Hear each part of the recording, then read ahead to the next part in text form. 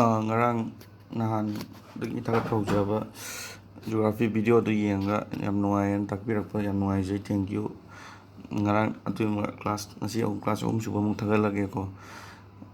adum comment toiro nuai ing gyan tana dum munna ying bio dum hairakani mtangda ngarang light year parsec bu tawkre hoji hoi san matang torse India's first solar mission India gi ahanba solar mission ko solar id numit chatpa ne ko solar id numit India gi ahanba solar mission je asi karam ganda tawgi the only star in our solar system and powers of the only star id amata ngairaban thon michak in our solar system awi gi solar system da amata ngairab thon michak and powerhouse of solar system je kanana ga sun ne numit chineba solar system da koi powerhouse oiriba yang energy mam pi ba se numit nani monda yawi se gas ga hydrogen da 73% helium na 25% yawi aduga atopa metal ga mam su yawi ba ko aduga solar system gi 99% mass se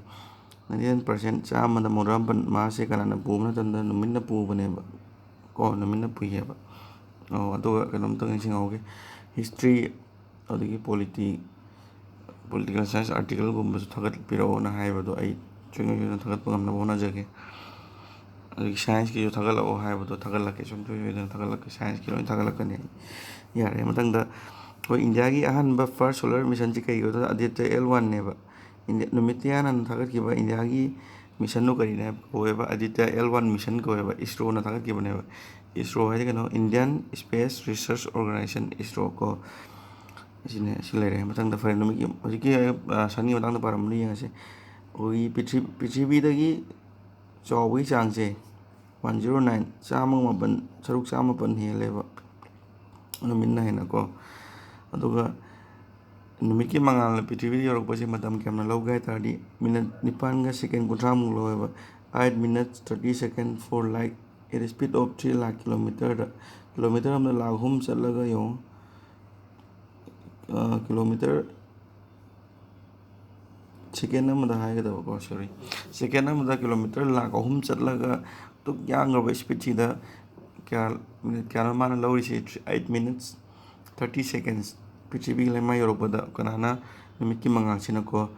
the temperature at surface numit ki surface sa chaba temperature se kya no yo yot ka ko sodok to be mo 5800 Kelvin degree Celsius है ना क्या 5600 degree Celsius को Kelvin के Celsius करी के नहीं 1 degree Celsius 1 Kelvin equal to 273 degree Celsius सिखांगा तब को 100 degree Celsius दी Kelvin क्या हुई तो 373 100 degree Celsius का क्या केल्विन क्या माना है अब 373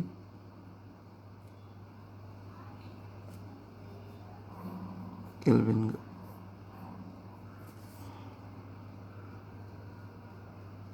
करे yung si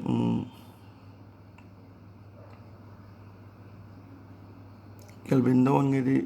273 dum tension dom ne ko Kelvin non ngedi kai tension do ba degree Celsius 273 tension do ba ko pare yung temperature at the center to temperature se kya na 15.7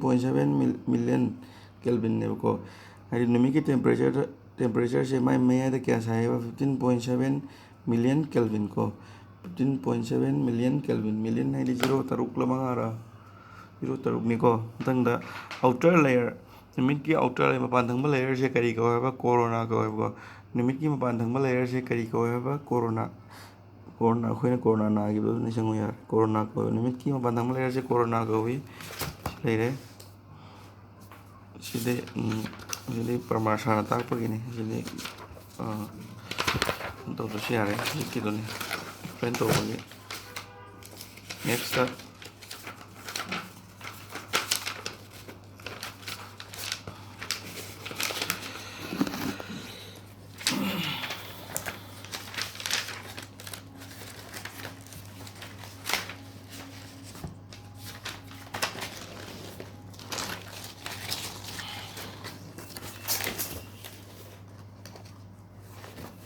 ꯌꯦꯡꯉꯣ ꯃꯊꯪꯗ ꯍꯧꯖꯤꯛ ꯅꯨꯃꯤꯠ ꯂꯩꯅꯔꯦꯀꯣ moon ꯑꯃꯨꯛ ꯇꯧꯔꯁꯤ moon ꯑꯩꯈꯣꯏꯒꯤ ꯄ꯭ꯔꯤꯊꯤꯕꯤ ꯑꯣꯏꯅ natural satellite ꯑꯩꯈꯣꯏ ꯄ꯭ꯂꯥꯅꯦꯠ ꯀꯩꯅꯣ ꯅꯤꯄꯥꯜ ꯂꯩꯕꯁꯦ ꯅꯦꯆꯔꯦꯜ ꯁꯦꯇꯦꯂꯥꯏꯠꯁꯦ ꯄ꯭ꯂꯥꯅꯦꯠ ꯅꯤꯄꯥꯜ ꯂꯩꯕꯁꯤ ꯄ꯭ꯂꯥꯅꯦꯠ ꯃꯈꯜ ꯑꯩꯈꯣꯏ ꯇꯦꯔꯦꯁꯇ꯭ꯔꯤꯌꯦꯜ ꯍꯥꯏꯕ ꯑꯃ ꯏꯟꯅꯔ ꯄ꯭ꯂꯥꯅꯦꯠ ꯍꯥꯏꯕ ꯑꯃ ꯑꯥꯎꯇꯔ ꯄ꯭ꯂꯥꯅꯦꯠ ꯍꯥꯏꯕ ꯑꯃ ꯂꯩ ꯇꯦꯔꯦꯁꯇ꯭ꯔꯤꯌꯦꯜ ꯍꯥꯏꯕ ꯑꯃ ꯖꯣꯕꯤꯌꯥꯟ ꯍꯥꯏꯅ ꯑꯃ ꯂꯩꯀꯣ ꯁꯤꯗ ꯌꯥꯎꯔꯛꯈꯤꯅꯦꯕ ꯑꯩꯅ ꯑꯦꯛꯁꯄ꯭ꯂꯦꯟ ꯇꯧꯕꯗ ꯌꯥꯎꯔꯛꯈꯤꯅꯤ ꯑꯗꯣ ꯍꯥꯏꯔꯤꯕ ꯄ꯭ꯂꯥꯅꯦꯠ ꯅꯤꯄꯥꯜ ꯂꯩꯕꯁꯤꯗ ꯑꯩꯈꯣꯏ ꯑꯥꯔꯠ ꯀꯩꯅꯣ ꯃꯥꯔꯀꯔꯤ ꯚꯦꯅꯁ ꯑꯥꯔꯠ ꯃꯥꯔꯁ ꯃꯣꯏꯁꯤꯡꯁꯦ ꯄ꯭ꯂꯥꯅꯦꯠ ꯂꯩꯕ ꯌꯥꯎꯏ ꯃꯥꯔꯀꯔꯤ ꯚꯦꯅꯁꯀꯗꯤ ꯄ꯭ꯂꯥꯅꯦꯠ ꯀꯩꯅꯣ ꯂꯩꯇꯦ ꯅꯦꯆꯔꯦꯜ ꯁꯦꯇꯦꯂꯥꯏꯠ ꯂꯩꯇꯦꯕ ꯑꯗꯨꯒ ꯑꯥꯔꯠꯀ ꯚꯦꯅꯁꯀ ꯅꯦꯆꯔꯦꯜ ꯁꯦꯇꯦꯂꯥꯏꯠ ꯂꯩꯌꯦꯕ ꯑꯗꯨ ꯌꯥꯝꯅ ꯋꯥꯠꯅ ꯂꯩꯌꯦꯕꯀꯣ ꯑꯗꯨꯒ ꯂꯦꯝꯍꯧꯔꯤꯕ ꯖꯨꯄꯤꯇꯔ ꯁꯦꯇꯔꯟ ꯌꯨꯔꯦꯅꯁ ꯅꯦꯞꯆꯨꯟ ꯃꯣꯏꯗꯤ ꯁꯦꯇꯦꯂꯥꯏꯠꯁꯦ ꯃꯌꯥꯝ ꯂꯩꯌꯦꯕꯀꯣ ꯑꯗꯨꯅꯦ ꯑꯩ ꯍꯥꯏꯅꯤꯡꯉꯤꯁꯦ ꯌꯦꯡꯉꯣ ꯑꯗꯨꯅ ꯑꯥꯔꯠꯀꯤ ꯅꯦꯆꯔꯦꯜ ꯁꯦꯇꯦꯂꯥꯏꯠ ꯑꯃꯈꯛꯇꯪ ꯂꯩ ꯀꯔꯤ ꯀꯧꯕ ꯃꯨꯟ ꯑꯥꯔꯇꯤꯐꯤꯁꯦꯜ ꯁꯦꯇꯦꯂꯥꯏꯠꯇꯤ ꯃꯌꯥꯝ ꯂꯩꯌꯦ ꯃꯤꯅ ꯁꯦꯝꯕ ꯁꯦꯇꯦꯂꯥꯏꯠꯁꯤ ꯃꯌꯥꯝ ꯊꯥꯒꯠꯅꯔꯤꯁꯦ ꯁꯦꯇꯦꯂꯥꯏꯠ ꯃꯌꯥꯝ ꯏꯟꯗꯤꯌꯥꯁꯨ ꯁꯦꯇꯦꯂꯥꯏꯠ ꯃꯌꯥꯝ ꯊꯥꯒꯠꯂꯦ ꯑꯇꯣꯞꯄ ꯂꯩꯕꯥꯛꯁꯨ ꯏꯟꯗꯤꯌꯥ ꯅꯠꯇꯕ ꯑꯇꯣꯞꯄ ꯂꯩꯕꯥꯛꯁꯨ ꯌꯥꯝ ꯊꯥꯒꯠꯂꯦ ꯐꯔꯦ ꯃꯨꯟ ꯍꯧꯖꯤꯛ ꯊꯥ ꯌꯦꯡꯉꯁꯤꯀꯣ ꯃꯨꯟꯁꯤ ꯀꯩꯅꯣ ꯑꯥꯔꯠꯀꯤ ꯅꯦꯆꯔꯦꯜ ꯁꯦꯇꯦꯂꯥꯏꯠꯅꯤ ꯄ꯭ꯔꯤꯊꯤꯕꯤꯒꯤ ꯅꯦꯆꯔꯦꯜ ꯁꯦꯇꯦꯂꯥꯏꯠꯅꯤ ꯃꯥꯁꯤ ꯃꯁꯥꯅ ꯃꯁꯥꯒꯤ ꯃꯉꯥꯜ ꯄꯤꯊꯣꯛꯆꯕ ꯉꯝꯗꯦ ꯅꯟ ꯂꯨꯃꯤꯅꯁꯅꯤ ꯅꯟ ꯂꯨꯃꯤꯅꯁ ꯍꯥꯏꯗꯤ ꯃꯁꯥꯅ ꯃꯁꯥꯒꯤ ꯃꯉꯥꯜ ꯄꯤꯊꯣꯛꯆꯕ ꯉꯝꯗꯕ ꯂꯨꯃꯤꯅꯁ ꯍꯥꯏꯔꯒꯅ ꯃꯁꯥꯒꯤ ꯃꯉꯥꯜ ꯄꯨꯊꯣꯛꯄ ꯉꯝꯕ ꯁ꯭ꯇꯥꯔꯁꯀꯨꯝꯕ ꯀꯣ ꯑꯥꯔꯠꯀꯤ ꯑꯗꯨꯒ ꯃꯨꯟꯒꯤ ꯔꯦꯗꯤꯌꯁꯁꯤ ꯀꯌꯥꯅꯣ ꯍꯥꯏ ꯇꯥꯔꯗꯤ 1.74 ꯏꯟꯇꯨ 10⁶ ꯃꯤꯇꯔꯅꯤ ꯑꯗꯨꯒ ꯅꯨꯃꯤꯠ ꯑꯩꯈꯣꯏꯒꯤ ꯊꯥꯒꯤ ꯃꯉꯥꯜꯁꯤꯅꯅꯦ ꯄ꯭ꯔꯤꯊꯤꯕꯤꯗ ꯊꯨꯡꯕ ꯃꯇꯝꯗ ꯁꯦꯀꯦꯟ ꯀꯌꯥ ꯆꯪꯉꯦ ꯍꯥꯏ ꯇꯥꯔꯗꯤ 1.26 ꯁꯦꯀꯦꯟ ꯆꯪꯉꯦꯕ ꯒ꯭ꯌꯥꯟ ꯇꯥꯕ꯭ꯔꯥ ꯊꯥꯒꯤ ꯃꯉꯥꯜꯅ ꯑꯩꯈꯣꯏ ꯅꯨꯃꯤꯠꯇ ꯅꯠꯇꯦ ꯄ꯭ꯔꯤꯊꯤꯕꯤꯗ ꯊꯨꯡꯕ ꯃꯇꯝꯗ ꯁꯦꯀꯦꯟ ꯀꯌꯥ ꯆꯪꯉꯦꯕ 1.26 ꯀꯨꯏꯅ ꯆꯪꯗꯦꯀꯣ ꯑꯗꯨꯒ ꯉꯁꯥꯏ ꯅꯨꯃꯤꯠꯀꯤ ꯃꯉꯥꯜ ꯄ꯭ꯔꯤꯊꯤꯕꯤꯗ ꯊꯨꯡꯕꯗ ꯀꯌా ꯆꯪꯉꯤꯕ 8 minutes 30 seconds distance between the earth and moon ꯊꯥꯒ ꯃꯨꯟꯒꯤ ꯃꯔꯛꯇ ꯀꯌꯥ ꯂꯥꯞꯄꯦ ꯍꯥꯏ ꯇꯥꯔꯗꯤ 3,84,000 ꯀꯤꯂꯣꯃꯤꯇꯔ ꯂꯥꯞꯄꯦꯕ ꯌꯥꯝꯗꯦꯀꯣ ꯑꯗꯨꯅꯅꯤ ꯊꯥ ꯀꯥꯕꯗꯤ ꯉꯝꯃꯦꯗꯅ ꯑꯗꯨꯝ ꯃꯊꯪꯗ ꯒ꯭ꯔꯦꯚꯤꯇꯤꯁꯦ ꯆꯤꯡꯁꯤꯟꯕꯒꯤ ꯁꯛꯇꯤꯁꯦ ꯑꯥꯔꯠꯀꯤ ꯒ꯭ꯔꯦꯚꯤꯇꯤꯗꯒꯤ 6 times ꯌꯦꯟꯊꯣꯛꯄꯒ ꯃꯥꯟꯅꯩ ꯍꯥꯏꯗꯤ ꯀꯩꯅꯣ ꯃꯨꯟꯒꯤ ꯒ꯭ꯔꯦꯚꯤꯇꯤꯗ 6ꯅ ꯏꯟꯇꯨ ꯇꯧꯔꯒ ꯀꯔꯤ ꯐꯪꯉꯦꯕ ꯑꯥꯔꯠ ꯐꯪꯉꯦꯕꯀꯣ ꯁꯔꯨꯛ ꯃꯨꯟꯒꯤ ꯒ꯭ꯔꯦꯚꯤꯇꯤꯗꯒꯤ ꯑꯥꯔꯠꯗ ꯁꯔꯨꯛ 3 ꯆꯥꯎꯕ ꯍꯦꯜꯂꯦꯕ ꯏꯁꯝ ꯁꯝꯅ ꯀꯣ ꯌꯥꯔꯦ ꯃꯊꯪꯗ ꯔꯣꯇꯦꯁꯟꯁꯦ ꯔꯤꯚꯣꯂꯨꯁꯟꯒ ꯆꯞ ꯃꯥꯟꯅꯩ ꯑꯥꯔꯠꯀꯤꯁꯨ ꯇꯝꯃꯛꯈꯤꯅꯤ ꯁꯤꯖꯟ ꯀꯔꯤꯅ ꯊꯣꯛꯏ ꯗꯦ ꯑꯦꯟ ꯅꯥꯏꯠ ꯀꯔꯤꯅ ꯊꯣꯛꯏꯅ ꯍꯧꯖꯤꯛꯀꯤꯁꯤꯅ ꯃꯨꯟꯒꯤ ꯔꯣꯇꯦꯁꯟꯒ ꯃꯨꯟꯒꯤ ꯔꯤꯚꯣꯂꯨꯁꯟꯒ ꯁꯦꯝ ꯑꯣꯏ ꯆꯞ ꯃꯥꯟꯅꯩꯀꯣ ꯅꯨꯃꯤꯠ ꯀꯌꯥꯅꯤ ꯆꯪꯉꯦ ꯍꯥꯏꯕ ꯊꯥ ꯐꯥꯗꯦꯀꯣ 27.3 days ꯆꯪꯉꯦꯕ only one side of the moon is visible ꯃꯨꯟꯒꯤ ꯊꯥꯒꯤ ꯁꯥꯏꯠ ꯑꯃꯈꯛꯇꯅꯦ ꯑꯩꯈꯣꯏꯅ ꯎꯔꯤꯁꯦ ꯑꯗꯨꯁꯨ 60% ꯄꯨꯂꯞ ꯐꯨꯜ ꯎꯕ ꯅꯠꯇꯦ ꯔꯣꯇꯦꯁꯟ ꯅꯠꯇ꯭ꯔꯒ ꯔꯤꯚꯣꯂꯨꯁꯟ ꯇꯧꯕ ꯃꯇꯝꯗ ꯀꯌꯥꯃꯨꯛ ꯆꯥꯎꯔꯥꯛꯅ ꯎꯏꯌꯦꯕ 60%. ꯌꯥꯔꯦꯀꯣ ꯔꯣꯇꯦꯁꯟꯒ ꯔꯤꯚꯣꯂꯨꯁꯟ ꯆꯞ ꯃꯥꯟꯅꯩ ꯍꯥꯏꯈ꯭ರೆ ꯑꯦꯔꯥꯎꯟ 27.3 days 27 days ꯍꯥꯏꯅ ꯈꯪꯉꯁꯨ ꯌꯥꯔꯦ ꯄꯣꯏꯟ ꯌꯥꯎꯗꯕꯤꯗ ꯁꯤꯐꯥꯎ ꯌꯥꯔꯦ next rotation object spinning motion about each object rotation ꯍꯥꯏꯁꯤ ꯀꯩꯅꯣ ꯍꯥꯏ ꯃꯇꯝꯗ ꯑꯣꯕꯖꯦꯛꯁꯦ ꯃꯥꯒꯤ ꯑꯦꯛꯁꯤꯁꯇ ꯎꯡꯕꯁꯤ ꯈꯨꯗꯝ ꯑꯣꯏꯅ ꯑꯁꯤ ꯊꯥꯅꯦꯅ ꯈꯜꯂꯣꯕꯀꯣ ꯑꯁꯤ ꯀꯔꯤꯅꯦꯕ ꯑꯩꯅ ꯄꯥꯏ ꯑꯁꯤ ꯀꯣꯂꯝ ꯃꯈꯨꯝ ꯑꯣꯏꯅ ꯇꯧꯔꯒ ꯆꯥꯎꯃꯟꯈ꯭ꯔꯦ ꯑꯩꯅ ꯄꯥꯏꯁꯦ ꯊꯥꯅꯦꯅ ꯈꯜꯂꯣꯕ ꯑꯗꯨꯃꯥꯏꯅ ꯃꯥꯅ ꯃꯁꯥ ꯃꯇꯣꯝꯇ ꯎꯔꯨ ꯎꯡꯖꯕꯁꯦ ꯁꯤ ꯀꯩ ꯀꯧꯋꯦꯕ ꯔꯣꯇꯦꯁꯟ ꯀꯧꯋꯦꯕ ꯌꯥꯔꯕ ꯄ꯭ꯔꯤꯊꯤꯕꯤꯁꯨ ꯔꯣꯇꯦꯁꯟ ꯇꯧꯋꯤꯀꯣ ꯄ꯭ꯔꯤꯊꯤꯕꯤꯁꯨ ꯃꯁꯥꯒꯤ ꯑꯣꯟ ꯀꯩꯅꯣꯗ ꯎꯡꯉꯤꯀꯣ ꯑꯦꯛꯁꯤꯁꯇ ꯎꯡꯉꯤ ꯀꯔꯤꯗ ꯀ꯭ꯂꯣꯛꯋꯥꯏꯁꯇ ꯎꯡꯕ꯭ꯔꯥ ꯗꯤꯀ꯭ꯂꯣꯛꯋꯥꯏꯁꯇ ꯎꯡꯕ꯭ꯔꯥ ꯄ꯭ꯔꯤꯊꯤꯕꯤꯁꯦ ꯋꯦꯁ ꯇꯨ ꯏꯁꯇ ꯎꯡꯉꯦꯀꯣ ꯋꯦꯁ ꯍꯥꯏꯗꯤ ꯁꯣꯝ ꯁꯥꯏꯗꯁꯦ ꯏꯁ ꯍꯥꯏꯅ ꯁꯣꯝꯗ ꯑꯗꯨꯗꯤ ꯋꯦꯁ ꯇꯨ ꯏꯁꯇꯤ ꯀꯩꯅꯣ ꯑꯦꯟꯇꯤ ꯀ꯭ꯂꯣꯛꯋꯥꯏꯁ ꯄ꯭ꯔꯤꯊꯤꯕꯤ ꯁꯨꯃꯥꯏꯅ ꯎꯡꯉꯦꯕ ꯑꯦꯟꯇꯤ ꯀ꯭ꯂꯣꯛꯋꯥꯏꯁꯇꯀꯣ ꯑꯗꯨ ꯌꯥꯎꯔꯛꯈꯤꯅꯤ ꯄ꯭ꯂꯥꯅꯦꯠ ꯇꯝꯕ ꯃꯇꯝꯗ ꯑꯗꯨꯅ ꯊꯥꯁꯨ ꯃꯁꯥ ꯃꯇꯣꯝꯇ ꯎꯡꯖꯕꯁꯦ ꯑꯦꯟꯇꯤ ꯀ꯭ꯂꯣꯛꯋꯥꯏꯁ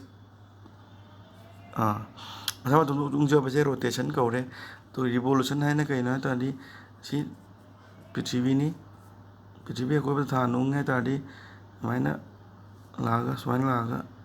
ꯑꯗꯨꯃꯥꯏꯅ ꯔꯥꯎꯟ ꯑꯃ ꯎꯡꯕꯁꯤꯅ ꯔꯤꯚꯣꯂꯨꯁꯟ ꯀꯧꯋꯦꯕ